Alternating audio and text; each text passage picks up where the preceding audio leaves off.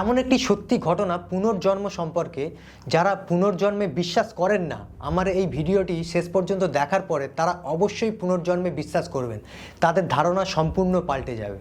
সাল 1983 10 ডিসেম্বর আগ্রা থেকে 17 কিলোমিটার দূরে একটি ছোট্ট গ্রাম, যে গ্রামের নাম বার গ্রাম। সেখানে একটা গরিব পরিবারে জন্ম নেয় টোরেন্ট সিং ওরফে টিটু সিং। ছোটবেলায় বাচ্চারা যখন কথা বলতে শেখে তখন সেই মুহূর্তটা তাদের বাবা মার কাছে সবচেয়ে ভালো মুহূর্ত হয়ে ওঠে, সবচেয়ে আনন্দের মুহূর্ত হয়ে ওঠে। কিন্তু টিটু সিং এর বাবা মার ক্ষেত্রে সেটা সম্পূর্ণ আলাদা ছিল। তার কারণ টিটুর যখন 2 বছর বয়স, টিটু হঠাৎ একদিন তার বাবা মাকে বলে ওঠে, আমার মা বাবাকে বলো আমার বউ বাচ্চার খেয়াল রাখতে, তাদের জন্য আমার খুব চিন্তা হয়। তোমরা আমার এখানে খেতে দিচ্ছ ঠিকই, কিন্তু আমার আসল বাড়ি আগ্রাতে। এবং প্রায় দিন টিটু এসব কথা বলতে থাকে। ইভেন টিটু এগুলোও বলতো, আমি অনেক বড়লোক পরিবারের ছেলে, আমার নিজের গাড়ি আছে, আমার বউ অনেক দামি শাড়ি পরে, সে 2000 টাকার নিচে শাড়ি পরে না, তোমরা অনেক গরিব, তোমাদের এইরকম নোংরা বাড়িতে আমি থাকতে পারবো না। এবং এইসব কথা শোনার পরে তার বাবা মা যখন তাকে বউকে থামিয়ে দিত, তখন সে হুমকি দিত, আমি কিন্তু এই বাড়ি ছেড়ে চলে যাব। এবং টিটু 8-10টা বাচ্চা ছেলের মতো ছিল না, টিটু তার বয়সের চেয়ে অনেক বেশি ম্যাচিওরও ছিল এবং সে ছোট বাচ্চাদের সাথে মিশতে একদম পছন্দ করতো না। কিন্তু টিটুর বয়স যখন 5 বছর, টিটু হঠাৎ একদিন বলে ওঠে, আমার নাম সুরেশ বার্মা, আমার আগ্রা সদর বাজারে একটি রেডিওর দোকান আছে, আমার রেডিওর দোকানের নাম সুরেশ রেডিও। আমার একটা স্ত্রী আছে যার নাম উমা এবং তার 2টো বাচ্চা আছে, সুমু এবং রুমু। এবং টিটু এটাও বলে তাকে কিভাবে মার্ডার করা হয়েছিল। সে জানায় যে আজ থেকে 5 বছর আগে সে যখন একদিন বিকেলে গাড়ি নিয়ে ফিরছিল, তখন তার কাছে 2জন আসে এবং এসে একজন প্রণাম জানায় তাকে এবং সাথে সাথে আরেকজন তাকে তার মাথায় গুলি করে মার্ডার করে দেয়। এবং এই ঘটনাটা পুরো গ্রামবাসীর কাছেও ছড়িয়ে যায় এবং গ্রামবাসী মনে করে টিটুর হয়তো ভূত ধরেছে। কিন্তু নাছোড়বান্দা টিটু প্রত্যেক দিন এই কথা শোনাতে থাকে। তারপরে টিটুর বাবা হঠাৎ সিদ্ধান্ত নেয় তার বড় ছেলে অশোককে পাঠাবে আগ্রাতে। এবং তিনি তার বড় ছেলে অশোককে বলেন, যা তো গিয়ে আগ্রা বাজারে দেখে আয় তো, সেখানে সুরেশ রেডিও নামের কোনো দোকান আছে কিনা, সেখানে সুরেশ বার্মা নামের কাউকে মার্ডার করা হয়েছিল কিনা। এবং বাবার কথা মতো অশোকও রওনা দেয় আগ্রা বাজারের উদ্দেশ্যে তার একটা সঙ্গীকে নিয়ে। আগ্রা বাজারে ঢুকে তন্ন তন্ন করে খুঁজতে থাকে সুরেশ রেডিওর দোকান। এবং তন্ন তন্ন করে খোঁজার সময় হঠাৎ করে তার সঙ্গীর চোখে পড়ে একটি দোকানের ব্যানারে, যেখানে লেখা ছিল সুরেশ রেডিও। এবং তার সঙ্গী যখন অশোককে সেই দোকানটা দেখায়, তখন অশোকের মনে হাজার প্রশ্ন আসতে থাকে। অশোক মনে করে, তাহলে কি টিটু ঠিক ছিল? টিটু যা যা বলতো সেগুলো কি ঠিক? এবং সেই সব প্রশ্নের উত্তর খুঁজতে তারা দোকানের মধ্যে প্রবেশ করে দেখে দোকানের মধ্যে একটি মহিলা বসে আছে। সেই মহিলাকে অশোক জিজ্ঞাসা করে, এই দোকানটা কি সুরেশ বার্মার দোকান? সেই মহিলা উত্তর দেয়, হ্যাঁ, এটা সুরেশ বার্মার দোকান। তারপর অশোক আর একটা কোশ্চেন করে, আপনার নাম? তখন সেই মহিলা উত্তর দেয়, আমার নাম উমা বার্মা। কেন বলুন তো? কিন্তু এই কথা শোনার পরে অশোকের পায়ের মাটি পুরো সরে যায়। সুরেশ বুঝে গিয়েছিল তার ভাই টিটুই আসলে এই সুরেশ। এবং অশোক সম্পূর্ণ ঘটনাটি উমাকে খুলে বলে। কিন্তু উমা বর্মা এই গল্পটি কিছুতেই বিশ্বাস করে উঠতে পারছিল না। উমা বর্মা এটা বলে যে টিটু যে কথা বলেছে সেগুলো সম্পূর্ণ সত্যি। তার কারণ যখন সুরেশ মারা গিয়েছিল সেই ঘটনা মিডিয়াতে চারিদিকে ছড়িয়ে পড়েছিল এবং সেই ঘটনা হয়তো টিটু কোথাও থেকে জেনেছে বা কোনো জায়গায় পড়েছে এবং পড়ার পরে সে নিজেকে হয়তো মনে করছে সে নিজেই সুরেশ বার্মা। কিন্তু উমার এই কথাটা অশোক হজম করতে পারল না। তার কারণ অশোক জানতো টিটু মাত্র 2 বছর বয়স থেকে এইসব ঘটনার কথা বলছে। তাই জন্য অশোক উমা এবং সুরেশের বাবা মাকে অনুরোধ করলো তাদের গ্রামে গিয়ে একবার টিটুকে দেখে আসার জন্য। এবং অশোক এটাও কথা দিল তারা সুরেশের ফ্যামিলির পরিচয় টিটুর কাছে পুরোপুরি গোপন রাখবে এবং তারপরে যদি টিটু না চিনতে পারে তাহলে আর অশোক কখনোই তাদেরকে বিরক্ত করবে না। এই প্রস্তাবে উমা তেমন একটা রাজি হলো না, কিন্তু সুরেশের বাবা মা এই প্রস্তাবে শেষ পর্যন্ত রাজি হয়েই গেল এবং সিদ্ধান্ত নিল তারা পরের দিনই বেরোবে বার গ্রামের উদ্দেশ্যে। এবং সেই মতো রওনা দিল বার গ্রাম পরের দিন। দুপুরের মধ্যে তারা পৌঁছে গেল টিটুর বাড়িতে। সেই সময় টিটু খাবার খাচ্ছিল এবং হঠাৎ করে টিটু চমকে গেল, ছুটে গিয়ে তার আগের জন্মের মা অর্থাৎ সুরেশের মাকে জড়িয়ে ধরে বলল, মা তুমি এসছো, মা তুমি কেমন আছো? এবং তারপরে তার চোখ পড়লো উমার দিকে চোখ পড়া মাত্রই উমাকে ইশারা করে ডেকে তার পাশে নিয়ে এসে বসালো। বলল, উমা তুমি কেমন আছো? আমাদের 2 ছেলে কেমন আছে এবং তাদেরকে ডোলপুরের মেলাতে ঘুরতে নিয়ে যাও তো তুমি।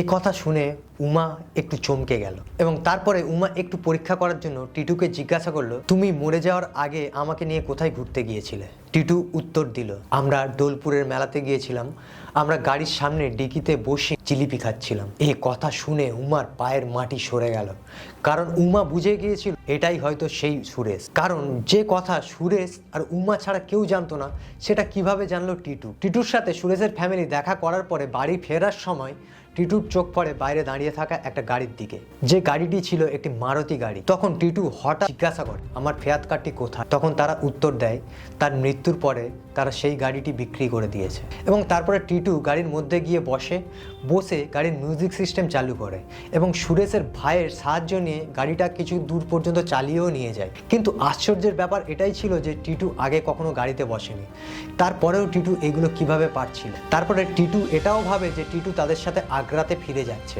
কিন্তু টিটু যখন বুঝতে পারলো তারা তাদেরকে আগ্রা নিয়ে যাচ্ছে না, তখন নাছোড়বান্দা টিটু রাগে পুরো তার মা বাবাকে ধরে মারতে থাকে এবং প্রচণ্ড রেগে যায় এবং ছুটে গিয়ে সুরেশের বাবা অর্থাৎ তার আগের জন্মের বাবাকে জড়িয়ে ধরে বলে, বাবা তুমি এখান থেকে আমাকে নিয়ে চলো। সুরেশের বাবা তাকে বুঝিয়ে খুব ভালোবেসে বলে যে আমি তোমার সাথে আবার দেখা করতে আসবো, চিন্তা করো না। এবং তারপরে তারা সকলে মিলে সিদ্ধান্ত নিল যে টিটুকে তারা আগ্রা শহরে নিয়ে যাবে এবং সেখানে গিয়ে কিছু পরীক্ষা নেবে টিটুর। এবং সেই কথা মতো টিটুর দাদা অশোক এবং অশোকের সঙ্গী টিটুকে নিয়ে আগ্রা শহরের উদ্দেশ্যে কিছুদিন পরে রওনা দেয়। গাড়ি যখন আগ্রা সদর বাজারের মধ্যে ঢোকে তখন টিটুর দাদা অশোক ড্রাইভারকে ইশারা করে বলে গাড়ির স্পিড বাড়াতে, কারণ অশোক চাইছিল সে যেন না তার রেডিওর দোকানটা চিনতে পারে। কিন্তু আশ্চর্যের ব্যাপার, সুরেশ রেডিও ক্রস করে যখন গাড়ি বেরিয়ে চলে যাচ্ছিল, টিটু হঠাৎ করে চেঁচিয়ে উঠে বলে, থামাও থামাও থামাও, কোথায় যাচ্ছ?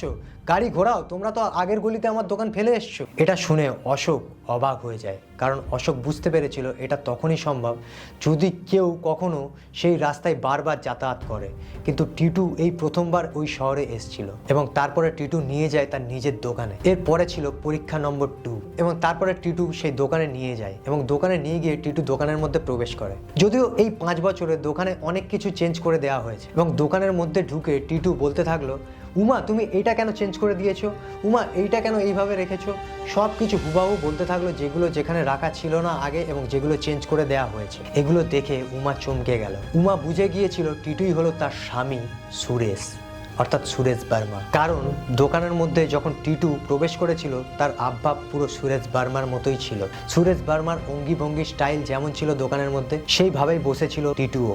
কিন্তু প্ল্যান মাফিক আরও 2টি পরীক্ষা বাকি ছিল। তার একটি পরীক্ষা হলো তার নিজের ছেলে সুমু এবং রুমুকে চেনা, এবং সেই মতো গাড়ি রওনা দেয় সুরেশের বাড়ির উদ্দেশ্যে। পরীক্ষাটা একটু কঠিন করার জন্য তারা তার সুমু এবং রুমুর সাথে আরও 20টি ছেলেকে বসিয়ে দেয়। কিন্তু টিটু কোনো রকম ভাবনা ছাড়াই এক মুহূর্তের মধ্যে সুমু এবং রুমুকে চিনে ফেলে এবং চিনে ফেলে তাদেরকে গিয়ে জড়িয়ে ধরে। এবং এটা দেখে সুরেশের বাবা মার চোখে জল চলে আসে, কারণ তারা বুঝে গিয়েছিল এই টিটুই হলো তাদের ছেলে সুরেশ, যে পুনর্জন্ম নিয়ে টিটু হয়েছে। এবং উমাও সেই সেম জিনিসটাই বুঝতে পারে যে সেটাই তার সুরেশ, তার হাজবেন্ড, যে পরের জন্মে টিটু হিসেবে জন্মগ্রহণ করেছে। ইতিমধ্যে এই ঘটনা পুরো মিডিয়াতে ছড়িয়ে পড়ে, ইভেন বিবিসির মতো বড় নিউজ চ্যানেলও এই ঘটনা কভার করতে আসে। এবং এই ঘটনা সম্পর্কে জানতে পারে দিল্লি ইউনিভার্সিটির প্রফেসর এনকে চাড্ডা, যিনি ডক্টর ইয়ান স্টিভেনসনের সাথে একই রিসার্চ টিমে কাজ করতেন। ইয়ান স্টিভেনসন ছিলেন ইউনিভার্সিটি অফ ভার্জিনিয়ার একজন বিখ্যাত প্রফেসর, যিনি পুনর্জন্ম নিয়ে রিসার্চ করতেন এবং তার পুনর্জন্ম নিয়ে বইও লেখা আছে। ডক্টর ইয়ান স্টিভেন তার সহকর্মী অ্যান্থনিয়া মিলসকে এই কেসটা স্টাডি করার জন্য ইন্ডিয়াতে পাঠায় এবং এই কেসটা স্টাডি করতে করতে তিনি অনেকটাই কনফার্ম হয়ে যান যে টিটুই আসলে সুরেশ। এবং তারপরে তিনি হঠাৎ করে একদিন এমন একটি কোশ্চেন টিটুকে করে বসলেন, যেটা হলো এই গল্পের সবচেয়ে বড় প্রশ্ন। তিনি টিটুকে কোশ্চেন করলেন, তোমার আগের জন্মে কারা মেরেছিল, তুমি কি তাদেরকে চেনো? অপর দিক থেকে টিটু উত্তর দিল, হ্যাঁ আমি তাদেরকে চিনি, এবং হুবাহু তাদের সবকিছু বলে দিল টিটু।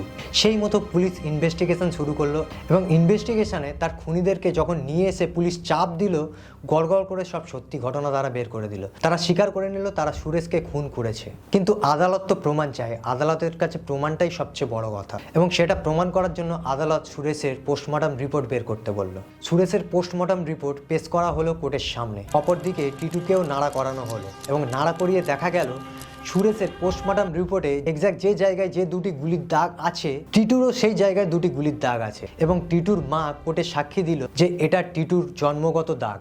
এবং সেই কথা মতো কোর্টও মেনে নিতে বাধ্য হলো সুরেশই আসলে টিটু এবং টিটুই আসলে সুরেশের পুনর্জন্ম টিটু, এবং সেই মতো কোর্টও দোষীদেরকে শাস্তি দিল। কিন্তু অবশেষে টিটুকে তার এ জন্মের মা বাবার সাথে থাকতে হয়েছিল, তার কারণ টিটু যতই সুরেশ হোক না কেন সে এ জন্মের টিটু। যদিও সে মাঝে মধ্যে আগ্রা গিয়ে দেখা করে আসতো তার আগের জন্মের মা বাবার সাথে, তার বউয়ের সাথে, অথবা তারা কখনো কখনো এখানে এসে দেখা করে যেত, কিন্তু আজ প্রায় 5 থেকে 6 বছর তিনি আর আজ কারোর সাথে দেখা করতে যান না। তার নিজের একটা ফ্যামিলি হয়েছে, তার নিজের বউ আছে, তার নিজের একটা বাচ্চাও আছে। তিনি এখন ইউনিভার্সিটি অফ পতঞ্জলির একজন প্রফেসর। তার বয়স প্রায় 43 থেকে 44 বছর।